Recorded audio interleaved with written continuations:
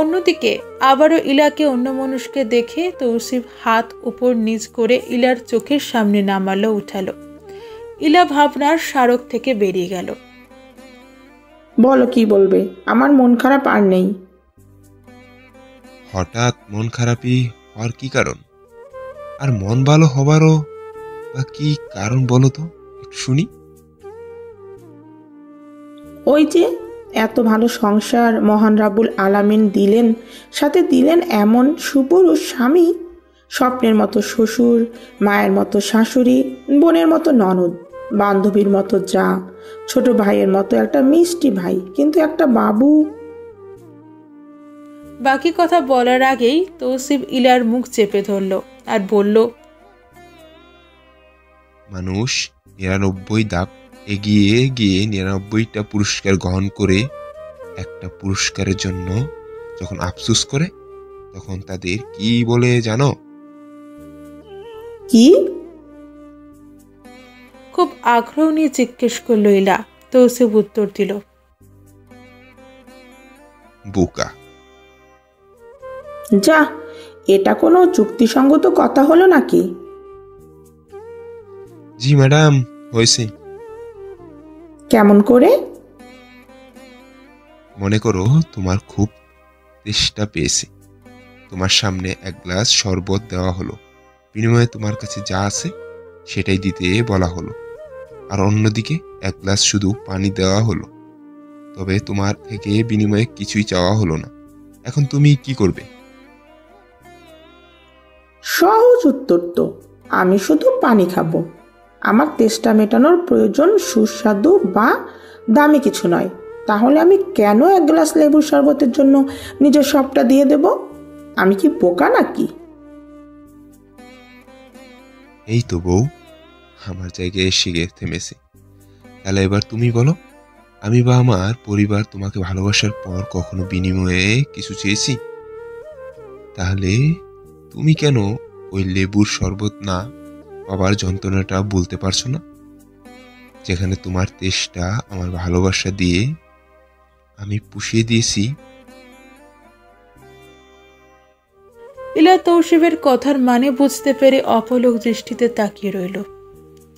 কিছুক্ষণ পর তৌসিফকে জড়িয়ে নীরবে কাঁদতে রইল। তৌসিফ পরব যত্নে ইলার মাথায় হাত বুলিয়ে দিচ্ছে। মেয়েরা হয় নরম তুলো, তাদের আপনি একটু ভালোবাসা দিলে সারাদিনের সকল ক্লান্তি দূর করে আপনাকে একটা শান্তির ঘুম উপহার দেবে, আর সেই উপহার আপনার সকল ব্যথা কষ্ট নিরাময় করে দেবে ইনশাআল্লাহ। ঘড়ির কাঁটা জানান দিল এখন সে রাত ৯ ঘরে যাবে। তোহফা নিজের হুঁশে আসে। সে বুঝতে পারে আজ তার বাড়িতে গেলে খবর আছে। আর কেউ খবর করুক বা না করুক, তার মা নিশ্চিত তার খবর করবে। সে চটজলদি নিজেকে সামলে নেয়। আওয়াজ হাঁটছে আপন মনেই। কয়েক মুহূর্ত আগের কথা মনে পড়তেই তোহফার শরীরে বয়ে যায় শীতলতা। কোনো মতে নিজেকে আওয়াজের প্রশ্ন থেকে বাঁচিয়ে নিল। ছেলেটা কেমন যেন আনমনা হয়ে আছে। হয়তো ভাবছে তোহফাকে আর কখনো সে এভাবে পাবে না। তোহফা আওয়াজের মনোনয়ন পাওয়ার জন্য আস্তে করে ও হুম করে উঠল। আওয়াজ পাশ ফিরে তাকিয়ে মাথা তুলে ইশারা করল কি? তোহফা হাত ঘড়ির দিকে নজর রেখে ইশারা করল সময় দেখার জন্য। আওয়াজ হাত ঘড়িতে চোখ বোলাতেই মনে মনে বলল, কিছু সুন্দর মুহূর্ত এত দ্রুত কেন চলে যায়? মনে তো হলো এই একটু আগে মেয়েটা কাছে এলো, এখনই নাকি চলে যাবে। ইচ্ছে হলো তোফাকে বলতে থেকে যাও আর কিছুটা সময়, তবে চাইলেও বলা যায় না সবকিছু। নিজের মনকে বুঝে তোহফার দিকে অপলক দৃষ্টিতে তাকিয়ে আওয়াজ বলল, বিরহের যন্ত্রণা পেতে হবে ভেবেই প্রেম ভালোবাসা আমার কাছে বিরক্ত ছিল। আজ মনে হচ্ছে তাদের বিরক্ত ভেবেছি বলেই হয়তো তারা আমাকে এভাবে শাস্তি দিচ্ছে। তোহফা আওয়াজের কণ্ঠে প্রচন্ড পরিমাণের ব্যথা অনুভব করল। তোহফা কিছু বলতে উদ্যোগ হয়েও থেমে যায়। কিছু একটা ভেবে বলে, অনেক সময় পেরিয়ে গেছে, এবার আমাকে বাড়িতে ফিরতে হবে। আরো দেরি করলে ভীষণ রকমের দেরি হয়ে যাবে। তোহফার কথায় আবাদ মাথা দোলায়। চারিদিকে তাকিয়ে একটা রিক্সা দাঁড় করায়। যথারীতি তোহফা রিক্সায় উঠে বসে। ধীর গতিতে রিক্সা চলতে শুরু করতেই তোহফা পিছু ফিরে আওয়াদের উদ্দেশ্যে বলে, শুনুন, অতি ভদ্র ছেলে, আমার কোনো বয়ফ্রেন্ড নেই। আমি একটু মজা করতে চেয়েছিলাম আপনার সাথে, তবে এখন মজার চেয়ে অনুশোচনা হচ্ছে বেশি। আমি কি করে বুঝবো বলুন তো, ভদ্র ছেলেটা আমাকে এত ভালোবাসে? খুব শীঘ্রই বর্ষে যায় আমাদের বাড়িতে চলে আসুন, আমি বউ হয়ে অপেক্ষা করব। ও হ্যাঁ, আরও একটি কথা, একটু ভদ্র একটু অসভ্য, সব মিলিয়ে মাশাআল্লাহ আপনি ভীষণ কিউট। আমি রাজি। আপনি চাইলে খুব তাড়াতাড়ি চলে আসুন আমার বাড়িতে, সাথে নিয়ে কাজী। তোহফার স্পষ্ট ভাষায় বলা প্রতিটি কথা আওয়াদের হৃদয়ের স্পন্দন বাড়িয়ে দিল। সে কোনো দিক না তাকিয়ে এক ছুটে তোহফার রিক্সার নিকট ছুটে আসতে রইল আর মুখে বলতে রইল, ওহে কাজল চোখের মেয়ে, আরো একটু হলে তো আমার দম বন্ধ হয়ে আসছিল। তুমি আমাকে খুন করার ফন্দি আঁটতে এমন নিখুঁত অভিনয় করলে, আজ তো আমার আরো কিছু শাস্তি পাওয়ার আছে। আমি না হয় আরো কিছু ভুল করে ফেলি। আওয়াদের এমন পাগলামিতে তোহফা মুখ চেপে নিজেকে সামলে নিচ্ছে। কোনো মতে রিক্সাওয়ালাকে বলল, মামা একটু থামুন। রিক্সা থেমে গেল আর ঠিক তখনই আওয়াদের ছুটে আসা পাজোড়া থেমে গেল দুম করে। আওয়াজ পিচ ঢালা রাস্তায় হুমড়ি খেয়ে পড়ল। আওয়াদের গা ঘেঁষে শাঁসা বেগে ছুটে এলো এক কালো রঙের বাইক, যেটা মাত্রই আওয়াজকে ধাক্কা দিয়ে পালিয়ে যাচ্ছে। আওয়াজ যন্ত্রণায় ওখানেই ছটফট করতে রইল। তোহফা আওয়াদের এমন করুণ পরিণতি দেখে দিকবিদিক জ্ঞান শূন্য হয়ে দৌড়তে শুরু করলো রিক্সা থেকে নেমেই। আশেপাশের অনেকেই ছুটে এলো আওয়াদের কাছে, আর আওয়াজ ডান হাত আর পায়ের গোড়ালির ব্যথায় ছটফট করতে রইল ধুলো পড়া পিচ ঢালা রাস্তায় গড়াগড়ি করতে করতেই। ধুলো মাখা রাস্তায় টকটকে লাল রক্তে রঞ্জিত হয়ে উঠল। বিছানার কোণে পড়ে থাকা ফোনটা অনবরত বেজে চলেছে ইলা সেটা দেখে তৌসিফের বাঁধন থেকে ছুটে আসার জন্য মোচড়া মুচড়ি করতে শুরু করলো। সেটা দেখে তৌসিফ বিরক্ত কণ্ঠে বলল, দিনকে দিন তুমি আনরোমান্টিক হয়ে যাচ্ছ ইলা। এত আনরোমান্টিক হলে হয় বলো? জড়িয়ে আসি, একটু শান্তিতে জড়িয়ে থাকতে দাও। তুমি জানো না, বউকে জড়িয়ে রাখলে অর্ধেক কষ্ট দূর হয়ে যায়, বাকি অর্ধেক যায় ও আদর করলে। করো না একটু আদর, বেশি না, একটা লম্বা চুম্বন করলেই হবে। নিজের সর্বশক্তি দিয়ে ইলা নিজেকে ছাড়িয়ে নিল তৌসিফের থেকে। মুখ ভেটকে বলল, ভাব করো না, তোমার ভাব দেখলে মরে যাই। ফোনটা বাজছে যে অনবরত, সেটা কি তুমি শুনতে পাচ্ছ না? সময় নেই গোময় নেই, বাবু একখান হাফ টিকিট দিবেন। ফোন বাজছে আর তো কিছু না। আর বেটা, ফোনটাও বউকে ভালোবাসার সময় ডিস্টার্ব করে। তেরি ভালো লাগে না। ভালো লাগা দিয়ে কাজ হবে না, গিয়ে দেখো তোহফা এসেছে কিনা। আমি ফোনটা আগে রিসিভ করি। ইলা ফোনের দিকে এগিয়ে গেল। ফোনটা হাতে নিয়েই মুচকি হাসল, কারণ ফোনটা তোহফা করেছে। তৌসিফের দিকে তাকিয়ে ইলা হাসতে হাসতে বলল, দেখো, ম্যামের নাম নিলাম আর ম্যাম হাজির। আমাদের তোহফা রাজকন্যা ফোন করেছে। ইলা কথা বলতে বলতেই ফোনটা রিসিভ করলো। হ্যালো বলার আগেই তোহফার কান্নারত কণ্ঠ ভেসে এলো ফোনের ওপাশ থেকে। ভাবি, আওয়াজ অ্যাক্সিডেন্ট করেছে। আমি কি করবো ভাবি, বুঝতে পারছি না। তোমরা এক্ষুনি আসো, আমার ভয় করছে। ওনার হাত পায়ে মাথা থেকে অনেক রক্ত পড়ছে। ভাবে প্লিজ কিছু করো, আমি পারছি না রক্ত সহ্য করতে, প্লিজ তোমরা দ্রুত আসো। ফোনটা লাউড স্পিকারে ছিল, তাই বোনের এমন করুণ কণ্ঠ তৌসিফের কান এড়ালো না। সে দ্রুত ইলার হাত থেকে ফোনটা কেড়ে নিল। বোন আমার, শোনা বোন, কিচ্ছু হবে না। তুই শুধু বল এই মুহূর্তে তারা কোথায়। সোনা পাখি আমার, একটুও গাবড়ে যাবি না, আমি এক্ষুনি আসছি। ভাই আছে তো, চিন্তা করিস না। তুই শুধু বল তারা কোথায়। আমরা নিরালয় ঝিলের পাড়ে আছি ভাইয়া, তুমি জলদি চলে আসো। উনি অনেক কষ্ট পাচ্ছে, কেমন কাতরাচ্ছে, উনি অনেক রক্ত ঝরছে, কিছু করো ভাইয়া, কিছু করো। সোনা পাখি শান্ত হ, তোর পাশে কাউকে ফোনটা দে, আমি কথা বলছি। আর একটু ভয় পাবি না, আমার বোন না অনেক সাহসী। জান আমার, একটু ভয় পাবি না, আমি দ্রুত আসছি। তুই কারো কাছে ফোনটা দে।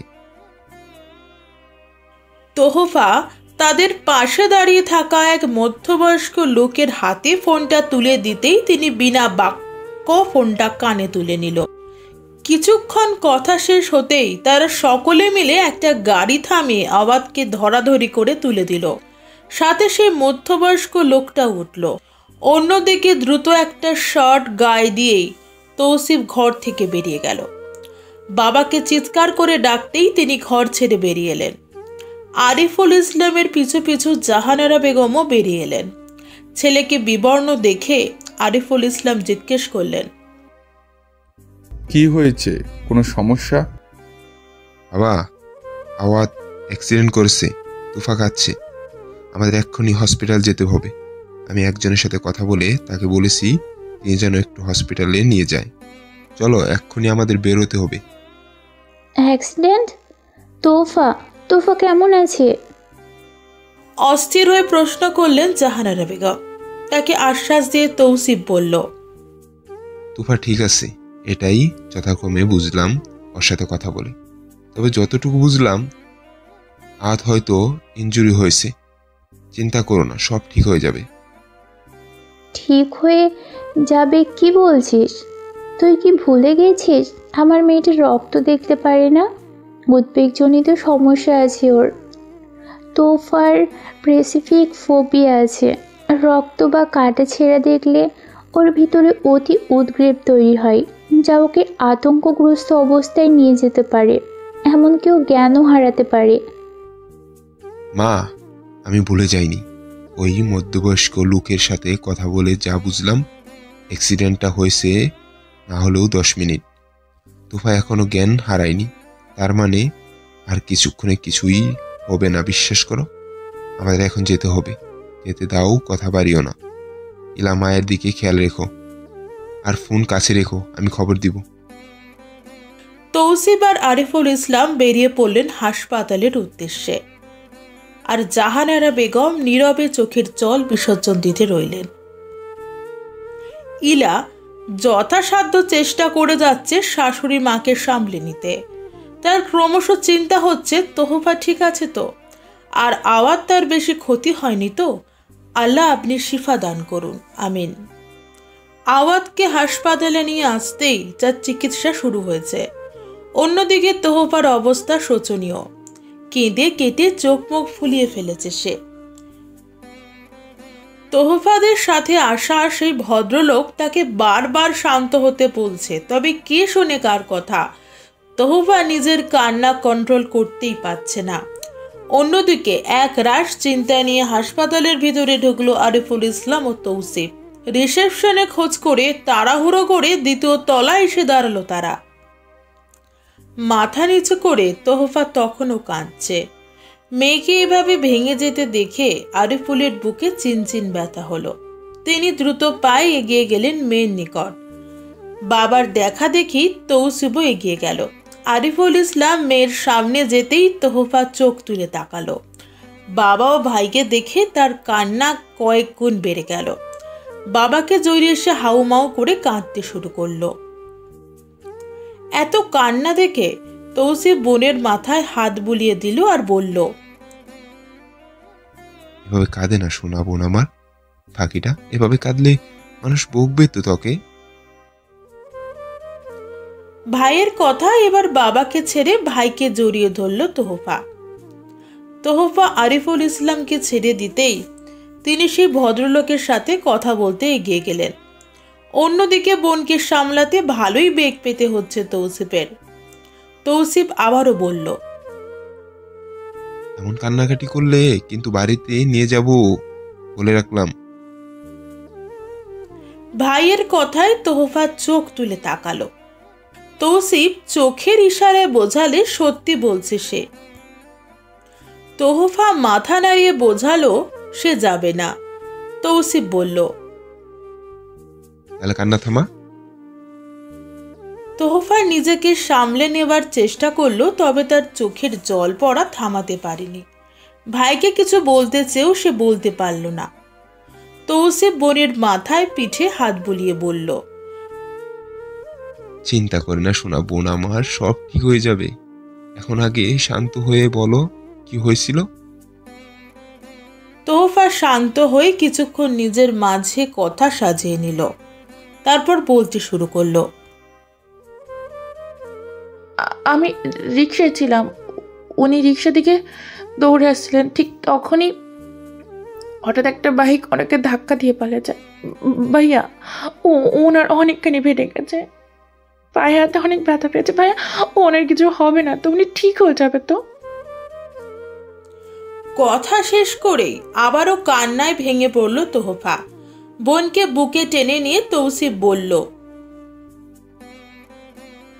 ইনশাআল্লাহ কিচ্ছু হবে না, আল্লাহ ভরসা। বাইকের লোকটাকে কেউ ধরতে পেরেছে? না, পালিয়ে গেছে ধরার আগে। শুন, আমাদের কিচ্ছু হবে না, হয়তো আঘাত পেয়েছি। কিছুদিন রেস্ট আর ভালো সেবা যত্ন পেলে ও সুস্থ হয়ে যাবে, দেখিস। মিস্টার আওয়াদের বাড়ির লোক কে আছেন এখানে? হঠাৎ ভাই বোনের কথার মাঝে একজন নার্স চিৎকার করে কথাগুলো বলে উঠলেন।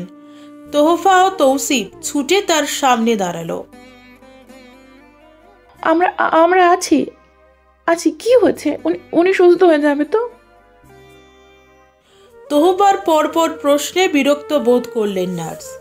তিনি কপালে সরু ভাঁজ ফেলে বললেন,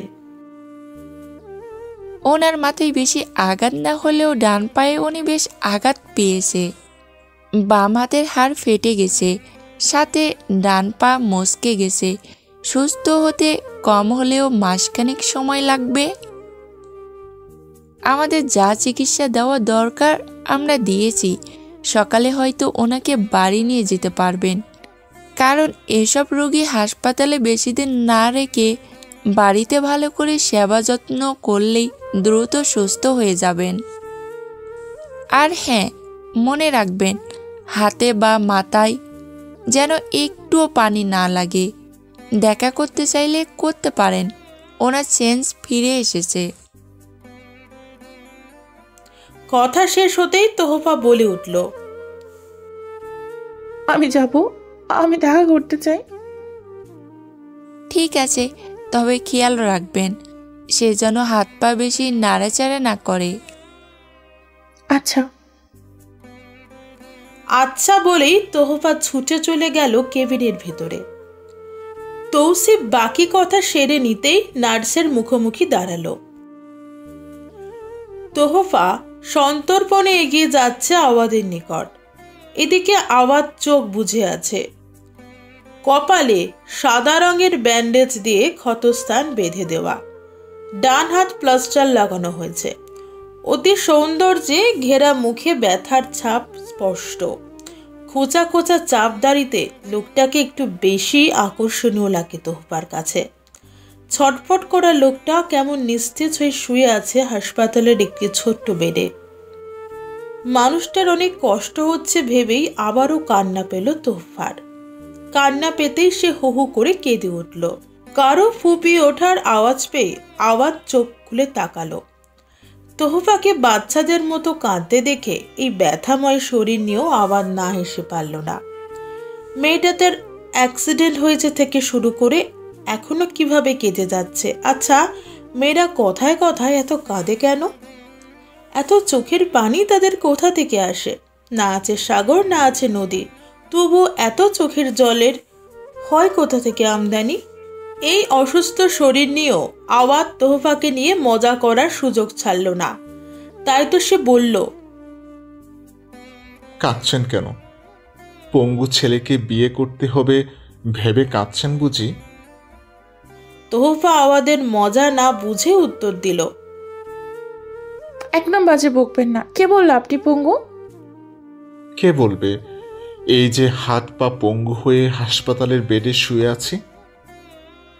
কথাটা বলেই মচকে যাওয়া পা একটু নাড়ানোর চেষ্টা করলো আওয়াজ। তৎক্ষণাৎ আও বলে গুঙিয়ে উঠতেই তোহফা ছুটে এসে বলল, ব্যথা করছে নিশ্চয়ই। কে বলেছে পা নাড়াতে? সবকিছুতেই পাকনামি না করলে হয় না বুঝি?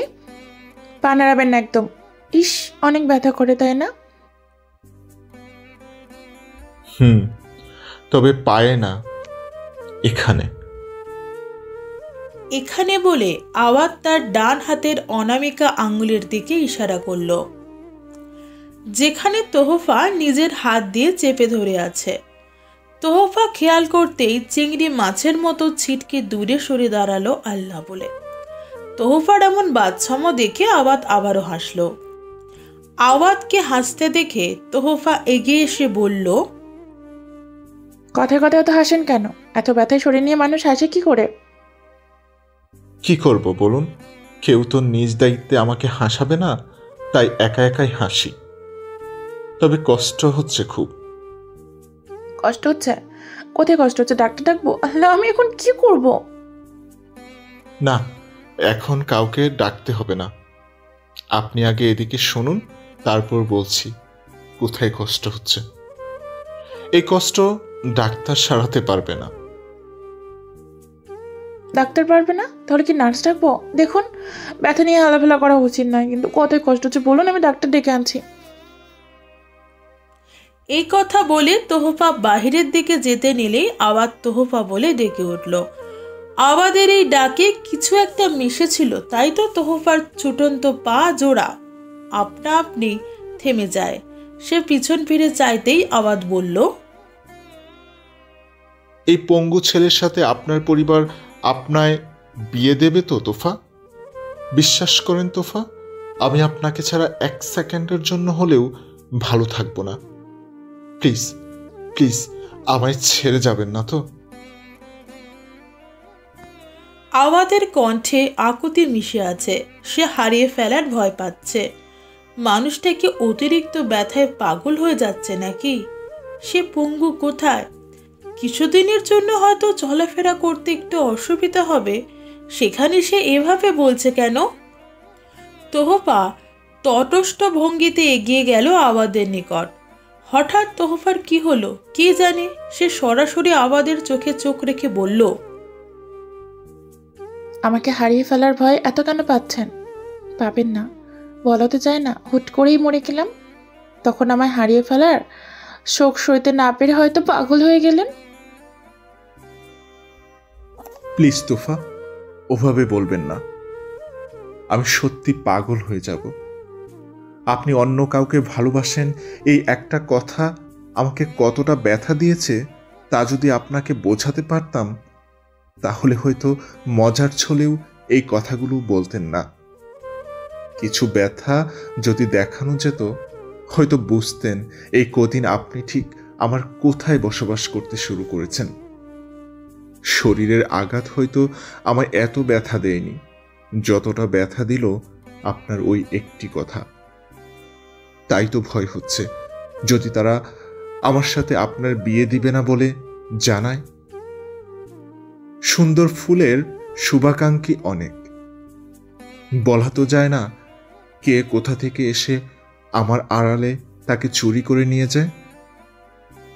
বিক্রি হলে ভয় ছিল না, নিজের রক্তের বিনিময়ে হলেও বায়না দিয়ে রাখতাম। তবে এটা যে চুরি বা ডাকাতি হওয়ার ভয় বেশি। এই চিন্তা করেই শরীরের ব্যথায় মলম লাগান, সার্ভিস ভালো দিতে হবে। এই কথা বলেই তোহফা বেরিয়ে গেল। তোহফার চলে যাওয়ায় আওয়াজ মনে ক্ষুদ্র ব্যথা অনুভব করল। মেয়েটা এমন খামখেয়ালি কেন? সব কিছুতেই কেমন দায় সারাভাবে কথা বলে। উত্তর চাইলে নতুন করে আরো অনেকগুলো প্রশ্ন তার মাথায় ঢুকিয়ে দিয়ে চলে যায়। নিজের ওপর এই মুহূর্তে খুব রাগ হচ্ছে, ইচ্ছে করছে ব্যথা জায়গায় আরো ব্যথা দিতে। এই বেখেয়ালি মেয়েটাকে আবার এত কেন ভালোবেসে ফেললো অল্প সময়ের মাঝে? আচ্ছা, অল্প সময়ও কি ভালোবাসা এত গভীর হয়? সাগরের গভীরতার মতো যে তাকে হারিয়ে ফেলার ভয় আওয়াজ ছিটিয়ে যায় বারংবার। এ ঘর থেকে ও ঘর করে পায়চারি করছে জাহানারা বেগম, আর তাকে অনুসরণ করে পিছু পিছু হাঁটছে ইলা। ইলাকে এভাবে হাঁটতে দেখে জাহানারা বেগম বিরক্ত চোখে তাকিয়ে প্রশ্ন করল, এভাবে আমাকে অনুসরণ করার কি মানে? ইলা বুঝল শাশুড়ি মা বেজায় টেনশনে অবস্থা খারাপ করে ফেলেছে নিজের, তাই তাকে কিছুটা হাসানোর জন্য বলল, ব্যায়াম করছি। কি যেন বলে? ও হ্যাঁ, ইয়োগা করছি শরীরকে ফিট রাখার জন্য। ইলার কথায় চোখ মোটা করে তাকালেন জাহানারা বেগম। তিনি বোঝার চেষ্টা করছে ইয়োগা বলতে ইলা কি বোঝাতে চেয়েছে। কিছুক্ষণ ভাবার পর যখন সে ইয়োগা মানে কি বুঝলো, তখন তিনি রাগের চোটে মুখ থেকে চ শব্দ করে উঠল। শাশুড়িকে রেগে যেতে দেখে ইলা দৌড়ে জগ থেকে এক গ্লাস ঠান্ডা পানি এনে জাহানারা বেগমের মুখের সামনে তুলে ধরল। ইলার এমন আজগুবি কাজে জাহানারা বেগম বললেন, তুমি কি পাগল হয়ে নাকি? কি করছো, কি বলছো নিজেও জানো না দেখছি।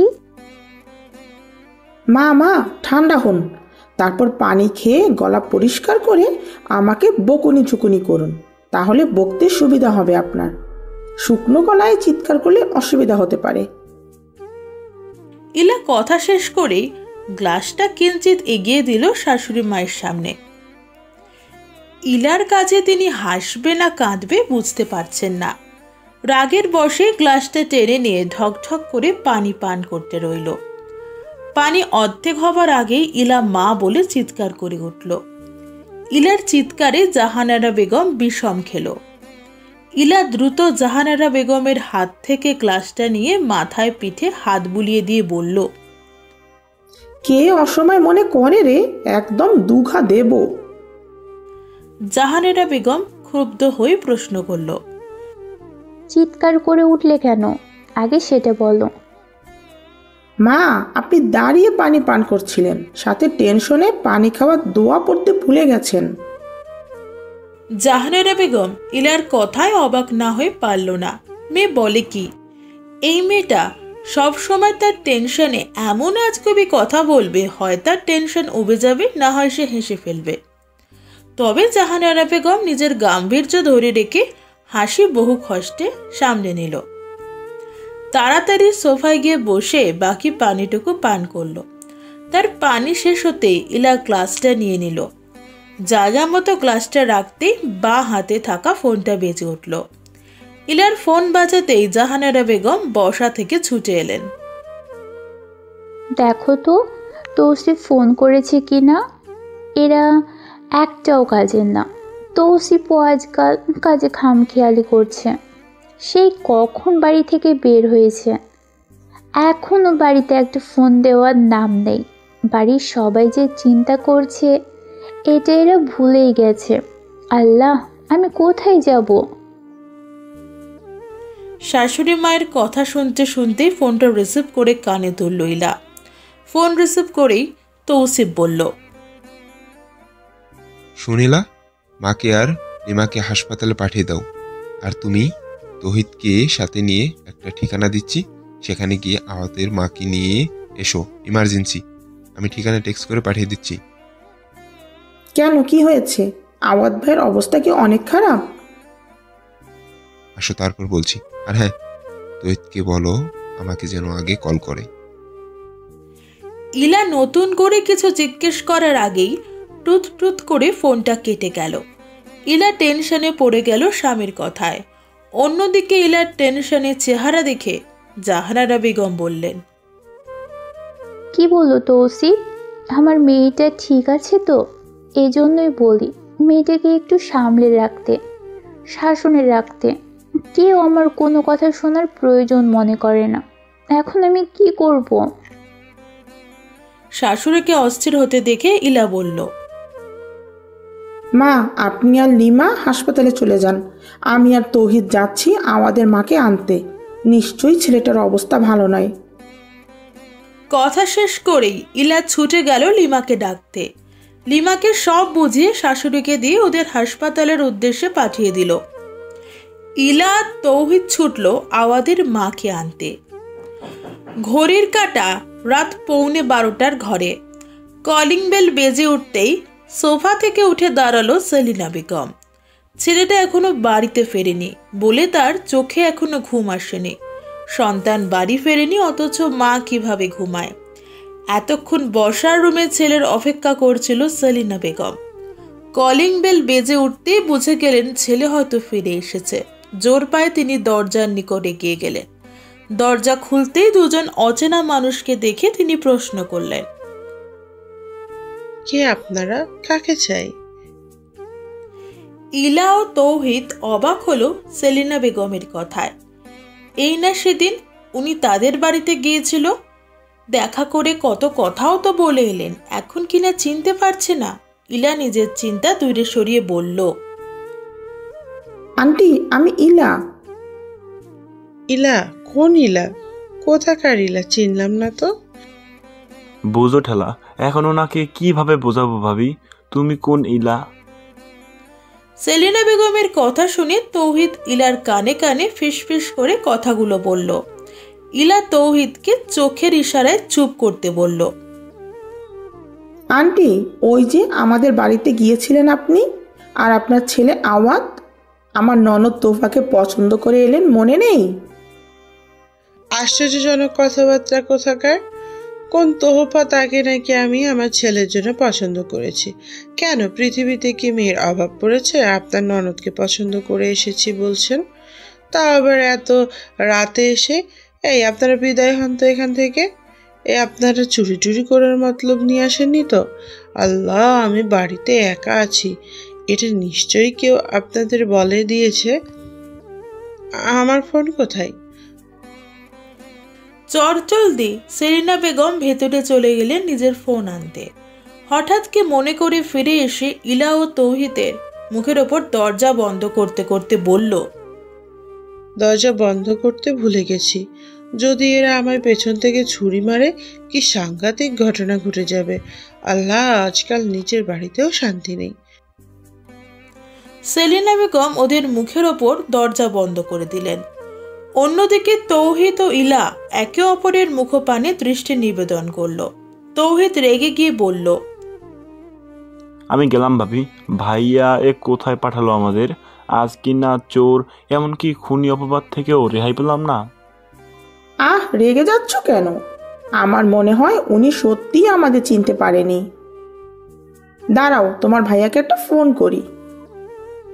ইলা তৌসিফের নাম্বারে ডায়াল করলো। রিং বাজতেই তৌসিফ ফোনটা রিসিভ করলো। হ্যাঁ বলো, তোমরা কি পৌঁছে গেছো আমাদের বাড়িতে? পৌঁছে তো গেছি, কিন্তু উনি তো আমাদের চিনতে পারছেন না। চোর খুনি বলে সম্বোধন করছে। চিনতে পারছে না? কি বলছো এসব?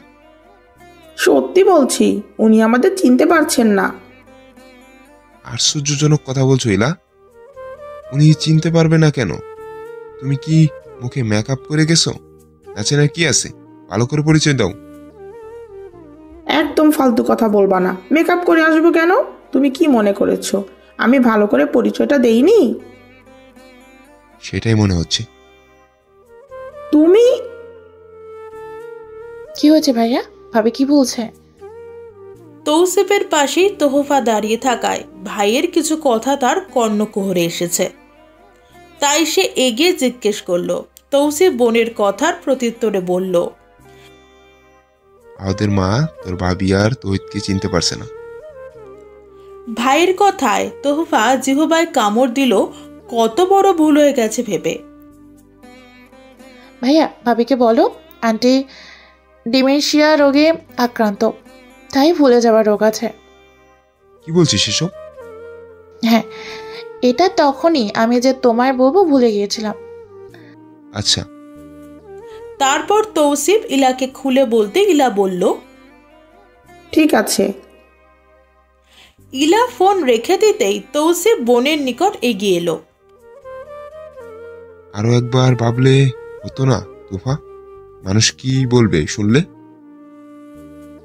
তুমি বোনের থেকেও মানুষের কথা কবে থেকে ভাবতে শুরু করলে? না, আসলে এভাবে আহতের মাকে ডেকে এনে কথাগুলো বললে হয়তো উনিও মানতে পারে। আমি যতটুকু ওনাকে চিনেছি উনি না করবে না, আমি 100% শিওর। আহতকে কিছু বলেছিস? না। কে বল? তোহফা আবারও এগিয়ে গেল আওয়াদের কেবিনে।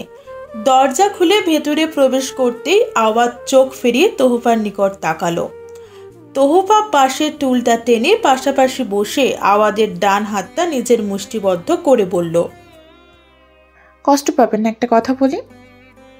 কি কথা? আগে বলুন কষ্ট পাবেন না। কি কথা? না বললে বুঝবো কি করে?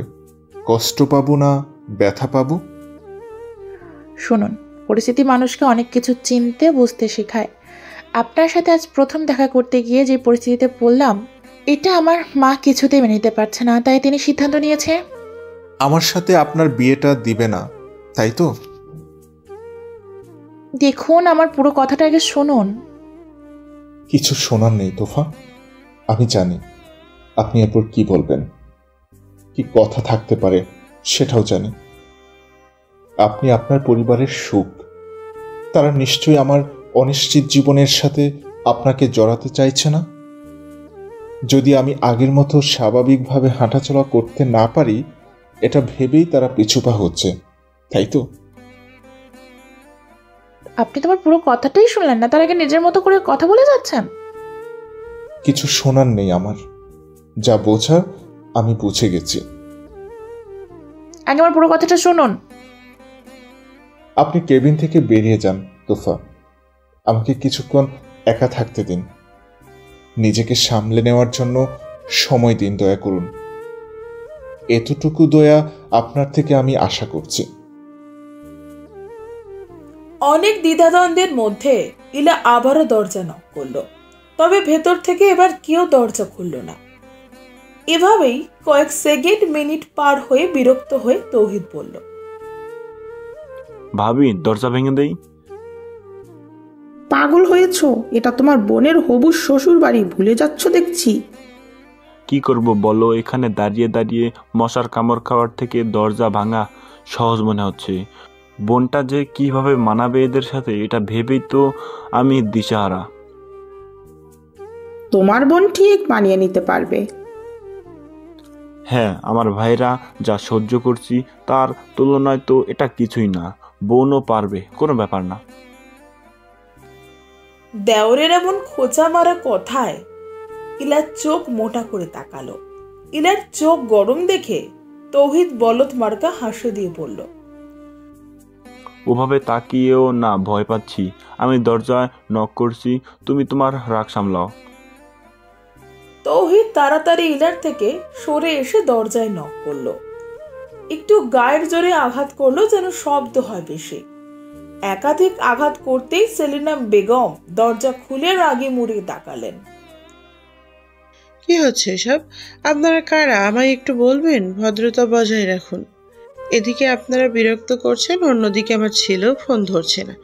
কি করব বুঝতে পারছি না। সেলিনা বেগমের অস্থিরতা দেখে ইলার মাথায় একটা বুদ্ধি এলো তৎক্ষণাৎ।